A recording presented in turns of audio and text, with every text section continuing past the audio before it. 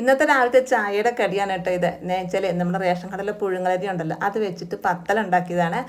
അപ്പം നമുക്ക് കുറേ ദിവസമായി പത്തൽ കഴിക്കണം എന്ന് തോന്നി. അപ്പം ഇന്നലെ വൈകുന്നേരം കിടക്കുന്നതിന് മുമ്പ് നമ്മുടെ പുഴുങ്ങലരി കഴുകി വെള്ളത്തിൽ കുതിരാൻ വെച്ചു കേട്ടോ. അപ്പം അങ്ങനെ രാവിലെ അതെടുത്തിട്ട് വീണ്ടും ഒന്നുകൂടി വെള്ളമൊക്കെ ഊറ്റി കളഞ്ഞ് കഴുകി എടുത്തിട്ട് മിക്സിയുടെ ജാറിലേക്ക് ഇട്ടിട്ട് അരച്ചെടുത്തു കേട്ടോ. അപ്പോൾ അത് അരയ്ക്കുന്ന വീഡിയോ ആയിട്ട് എടുക്കാനും പറ്റിയില്ല. അപ്പം വേറൊന്നും ചേർത്തില്ല, അതിലേക്ക് കുറച്ച് ഉപ്പും ചേർത്ത് ഇത്തിരി വെള്ളം, അതായത് നമുക്ക് കുഴഞ്ഞ് കിട്ടുന്ന രീതിയിൽ ഒരുപാട് വെള്ളമായി പോകാതെ ഒരു ഇത്തിരി വെള്ളം കൂടെ ചേർത്ത് അരച്ചെടുത്തതാണ്. അതും നല്ല തരിയുള്ള രീതിയിലാണ് കേട്ടോ അരച്ചത്, നല്ല നൈസായിട്ടൊന്നുമില്ല അരച്ചത്, ഇത്തിരി തരിയുള്ളതുപോലെ അരച്ചെടുത്തിട്ടേ.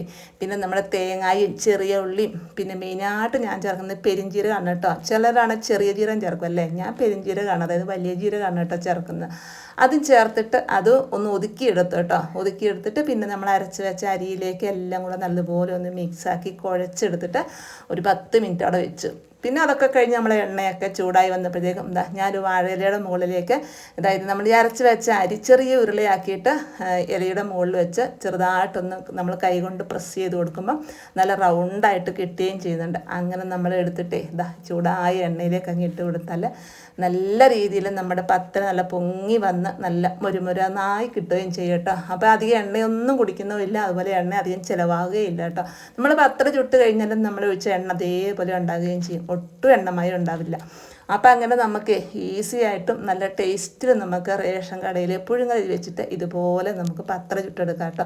അപ്പം ചിലരൊക്കെ ആണെങ്കിൽ അരി പൊടിച്ച് കൊണ്ട് വെച്ചിട്ട് പിന്നെ അതിനൊരു മുരുമുര കിട്ടാൻ വേണ്ടിയിട്ട് റവയൊക്കെ ചേർക്കും അല്ലേ. ഇപ്പം റവയേ ഇല്ല, വേറൊന്നുമില്ല, നമ്മുടെ അരി മാത്രമേ ഉള്ളൂ കേട്ടോ.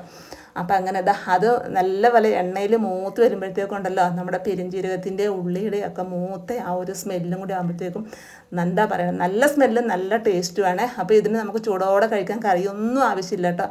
അപ്പം ഞാൻ എന്താ പറയുക, നമ്മൾ മുട്ട റോസ്റ്റും കൂടെ ഉണ്ടാക്കിയിട്ടുണ്ട്.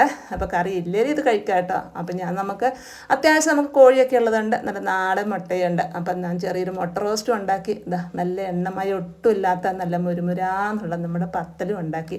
അപ്പോൾ ഇത് കഴിച്ചില്ലെങ്കിലും കാണാൻ എങ്ങനെയുണ്ടെന്ന് കമൻറ്റ് ചെയ്യണം കേട്ടോ. Okay, by.